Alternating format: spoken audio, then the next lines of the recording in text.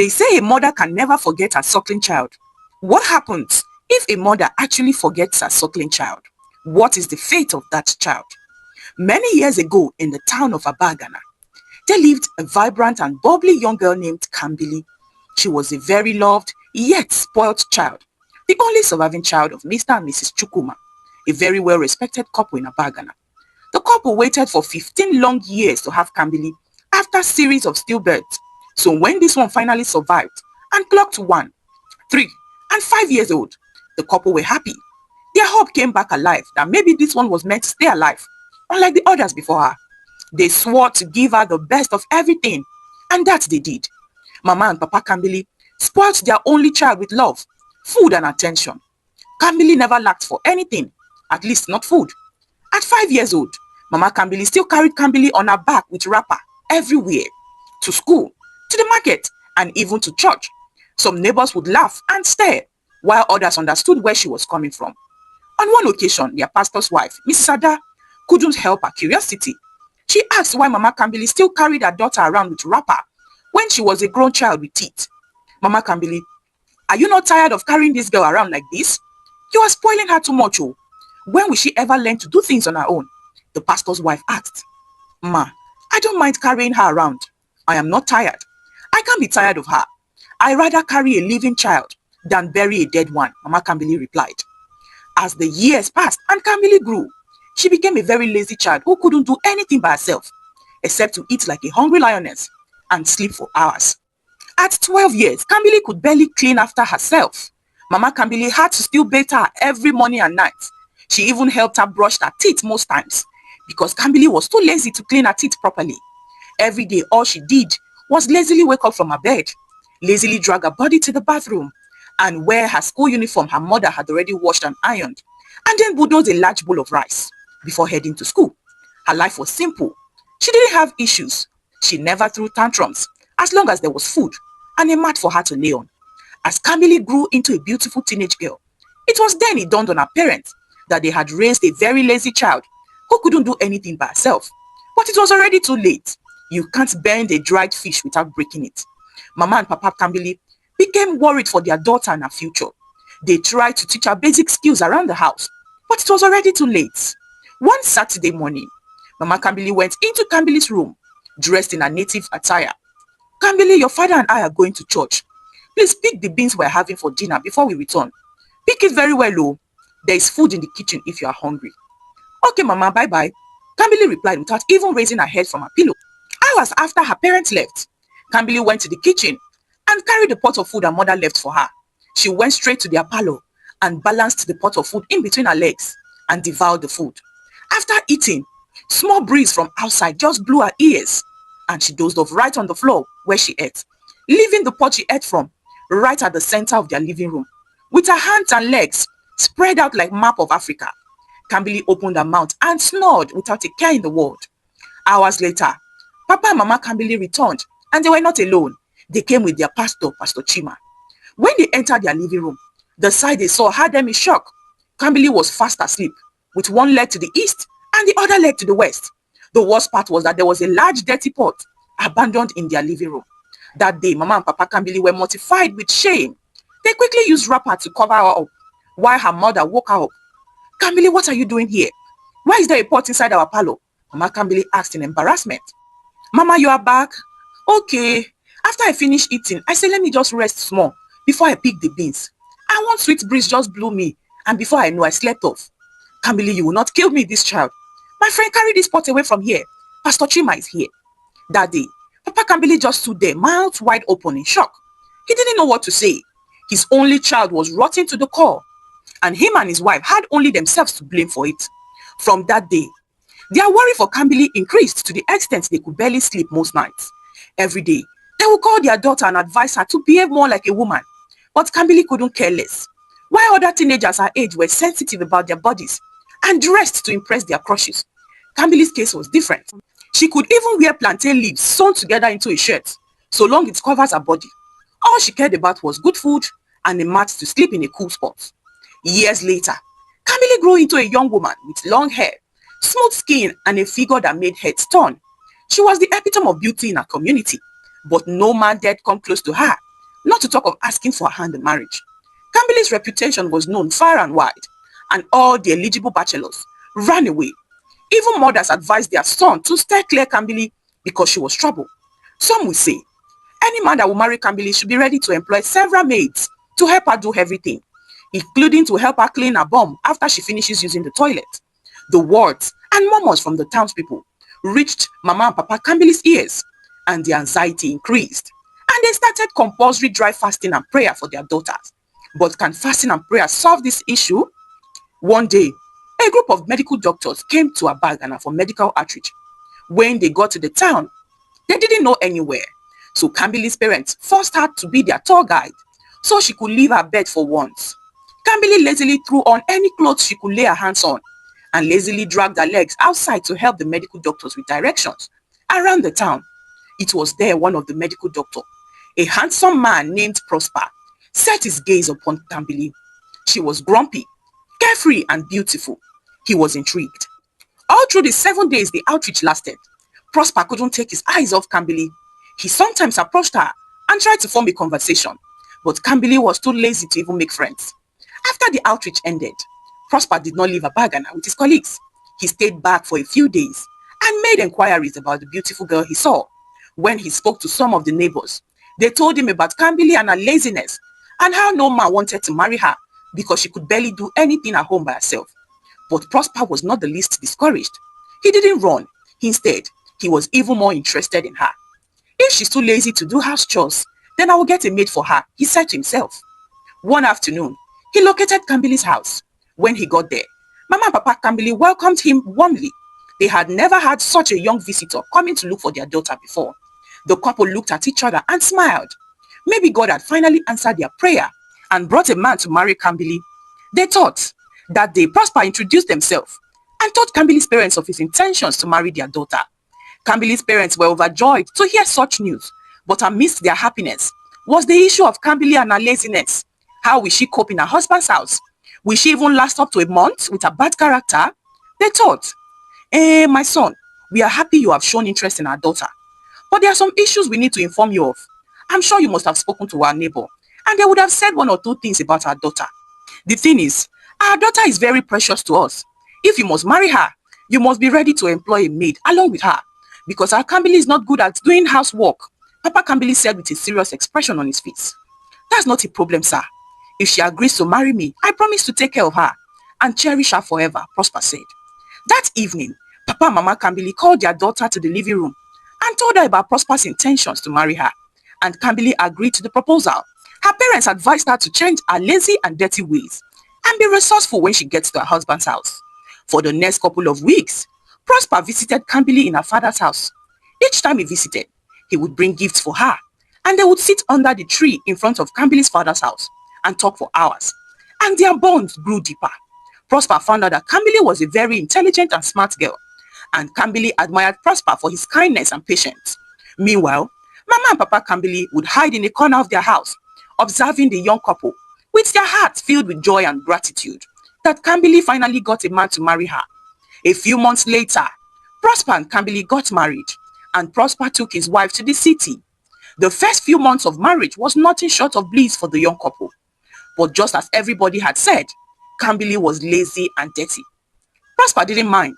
He got a house help named Oge to do the house chores, and he supported whenever he was around. But as the days passed, it became clear that nothing beats a woman who was up and doing.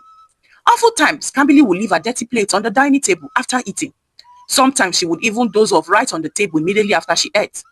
Kambili can stay for a whole full day without brushing her teeth or taking a bath. And to clean her underwear was a big challenge. She would soak her panties in a bucket of water and abandon it for days until it starts to smell before she would lazily wash them. If Kambili was not sleeping, she was eating or watching TV without even taking a shower. And when Prosper returns from work, he would lovingly say, "Babe, this house is sentinel. Have you showered today? Oh yeah, get up, let's go and shower." Life was good in the early days of their marriage until Kambili got pregnant. And things went from bad to worse. Kambili could stay 3 days without taking a bath or cleaning her teeth. Every day she would sit on her favorite couch in front of the flat screen. She would eat breakfast, lunch and dinner on that same spot without moving for hours. If Kambili was lazy before, then it had gone through the roof now that she was pregnant. This got so bad that Kambili cannot flush the toilet after she uses it. And whenever Prosper tells her to shower or take care of her body, she would shout and complain that her body was very heavy and she didn't feel like taking a bath. This continued like this, and Prosper was frustrated. He never imagined in his wildest dream that things would get this bad. Every day he was left with no option than to endure the body odor from Kambili because she was too heavy and lazy to clean herself. He had tried all he could to talk to her to no avail. But what could he do? It was for better or for worse. He signed up for it. A few months later, Kambili gave birth to a bouncing baby boy named Joshua, and the couple were elated to be parents. Prosper was particularly very relieved and happy because now Kambili would change and become more responsible now that they had a newborn in the house. But was that really the case? After Kambili gave birth, it was like petrol was poured into a lit flame. She would sleep for hours, abandoning their newborn baby for Prosper and her mother to take care of. It got so bad that most times, whenever Kambili wants to breastfeed their baby, somebody needs to stand close to her to supervise her, so she doesn't slip off and choke the baby with breast milk. On several occasions, her husband or her mother had to stand and hold her head to stay awake to breastfeed the baby successfully. Prosper was devastated. He never let his family or friends visit him because they would discover the kind of woman he married.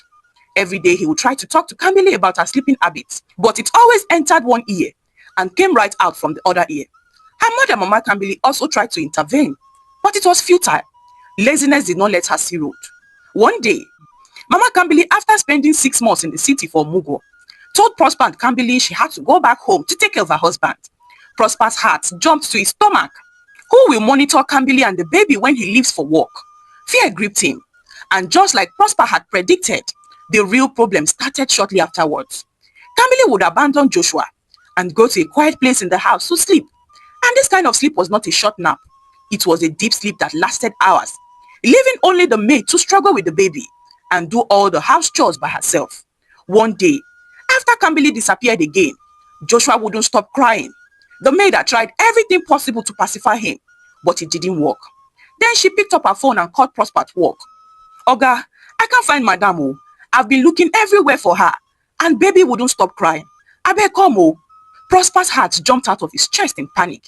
He abandoned everything he was doing and ran home like a madman. When he got home, truly Joshua wouldn't stop crying. Prosper did everything to pacify him, but nothing worked. It was then they started the ultimate search for Kambili. They searched all her favorite sleeping spots in the house and couldn't find her. They searched the closet, under the staircase, the garage, everywhere and couldn't find Kambili. Panic started creeping into Prosper's heart that maybe something bad had happened to his wife, or had she been kidnapped? That day, Prosper called all their friends and family to ask if they had seen his wife, but nobody had seen her. He even went to the police station to lay complaints about his missing wife, but the police told him to wait for at least 24 hours. That day, Mama Kambili had to rush to the city from the village because she was afraid something bad might have happened to her only daughter. Everything was chaos in the house. But after long hours of searching and searching, Kambili suddenly appeared from nowhere, leisurely strolling into the living room, holding a pillow in her hands, stretching and yawning without a care in the world. When Mama Kambili saw her daughter, she shouted, "Kambili, is this you? Where have you been? We have been looking everywhere for you. Mama, you are back. Why are you people looking for me?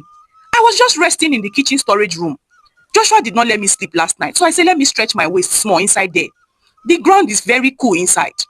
Mama Kambili's mouth flew open in shock and surprise. "Kambili, you were stretching your waist since? You left your child to the maid and you went to stretch your waist for hours? Ah, Kambili, will you ever change?" Mama, I didn't do anything wrong now. I told Oge to take care of my son. I just needed to cool my brain small," Kambili said. Prosper couldn't say a word to his wife. He just stood there cradling his son in his arms with tears pulled up in his eyes. One thing was certain. He was starting to regret ever marrying Kambili. That night, he just went upstairs with his son, leaving Kambili and her mother to talk. One Saturday afternoon, Mama Kambili sent the maid Oge on an errand to the market, and she decided to quickly cook lunch for her daughter and son-in-law. Since it was weekend, she left Kambili and Joshua alone in the living room. Shortly after she left, Joshua started crying, and Kambili carried her son to breastfeed him. And within seconds, Small breeze just blew her eyes and she dozed off, right there on the couch while still breastfeeding Joshua. But something terrible happened that day. The breast milk passed through the wrong channel inside Joshua's throat and he started choking, and Kambili did not even notice. She had started snoring, enjoying her deep sleep. That day, Prosper came downstairs to check on his son, and that was when he saw the ugly sight. His son was choking while his wife was busy sleeping. Prosper shouted in terror, and he lunged forward and grabbed his son and tried to force the liquid out of his lungs. It was then Kambili woke up from a short nap and saw her son fighting for his life. Fear gripped her. Mama Kambili, who was cooking in the kitchen, heard the commotion in the living room, and she knew Kambili had done it again. She ran to the living room and saw Prosper trying to save her grandson from choking, and Kambili was kneeling beside them, crying out her eyes. That day, Prosper quickly rushed his son to the hospital, and Mama Kambili followed him. When they got to the hospital, Joshua was admitted immediately, and the doctor told them the boy had some fluids in his lungs, which needed to be drained out with a machine. Shortly after the doctor left, Prosper burst into hot tears in the hospital corridor. Mama, Kambili can't even watch her son and take care of him. Mama, I'm tired of this marriage. Please forgive me, but you need to take her back to the village where you are living. I can't cope anymore. Mama Kambili couldn't say a word. She just stood by her son-in-law with tears streaming down her own face. She couldn't blame Prosper. It was her fault for not raising her daughter well. Hours later, the pediatric doctor announced that Joshua was stable, that he needed to stay in the hospital for a few days for monitoring. That day, Prosper went home and went straight to where Kambili sat on the floor crying her life out. Kambili, these crocodile tears won't cut it. Your laziness and carelessness almost killed our baby. I have done everything to please you, to treat you right, to make you change for the better. But now I'm done. Please pack your clothes. You are following your mother back to the village. Kambili tried to beg her husband, swearing to change and be better. But Prosper wouldn't listen. His mind was made up. A few days later, Mama Kambili started packing her things to go back home. And Prosper asked the maids to pack all of Kambili's things too. She was leaving his house that day. Kambili pleaded with her mother to intervene, but the old woman couldn't say anything. Mama, help me. Mama, help me beg my husband. Mama, help me beg him to give me a second chance. I want to stay with my son and raise him. Please, Mama. Mama Kambili just stared at her daughter with tears streaming down her face. My daughter, your character is very rotten to the core. There's no man that could have endured the way this man did. He gave you everything, but you had just one job, to take care of your own son, but you couldn't even do that by yourself. Laziness did not let you see road, and I blame myself for spoiling you. Pack your things, let's go back home, Kambili. Mama Kambili said. That day, Kambili and her mother left Prosper's house in tears. Prosper was devastated too, but he was too angry at Kambili to reconsider his decisions. That was how Kambili returned to her bagana with her mother, in shame and tears. When the neighbors spotted her dragging her bags inside her father's house, they laughed and mocked her. So her laziness did not let her stay in her husband's house? What a pity. In a few hours, the news of Kambili's return had spread around the community. Some laughed at her while others pitied her. But Kambili just stayed inside her room for weeks, crying bitterly, regretting her life. Her parents were sad about everything that happened, but they were silent. They just watched everything and swallowed their pains. One night, Kambili made up her mind to change her life and habit for the better. The next morning, at exactly 4 a.m. sharp, she got up from her bed, something she had never done before in her life. She swept her father's compound, swept the whole house, and did all the house chores. That morning, her parents heard noise coming from the kitchen, and they rushed out to meet their daughter cleaning the kitchen. Kambili, what are you doing? Why are you awake so early? Mama, I'm working, she said. And that was the first word she had spoken in weeks. Her parents stared at her in wonder, but they left her alone. For the next couple of weeks, Kambili became a different person entirely. She got up early every day, cleaned, cooked the simple food she could cook, and did house chores. She stopped devouring food like a hungry lioness and stopped sleeping for long hours. She became more responsible. At first, her parents thought she would get tired and relapse back to her old ways. But months passed, and Kambili did not change. She took control of her life. She even looked for a job and started working in a pure water factory. 1 month passed, 2 months passed, 6 months passed, and Kambili did not quit. Her parents were happy that their daughter had changed. One day, Kambili returned from the pure water factory and met a car she didn't recognize parked in front of their house. She thought maybe the car belonged to her father's friend, so she didn't think much to it. She entered their small parlor, and the sight she saw almost knocked breath out of her. It was Prosper, dressed sharply in white sleeve, and a beautiful baby boy that resembled her son. Camille staggered back as tears streamed down her face. She couldn't believe her eyes. She never thought she would see her baby boy ever again, and now he was so grown and healthy. Camille, will you not greet your husband and your son? They came from the city to see you, Mama Camille said, smiling. Camille lunged forward towards her son and held him tightly. Will you not hug your husband too? Prosper said with a smile on his face. I heard you have been working really hard these days. I heard you even wake up by 4 a.m. every morning to do house chores. We miss you. If you are still interested in coming back to the city with us, we can start all over again. You, me, and Prosper. Camille held her husband tightly. I'm sorry for everything I put you and our son through. Please forgive me.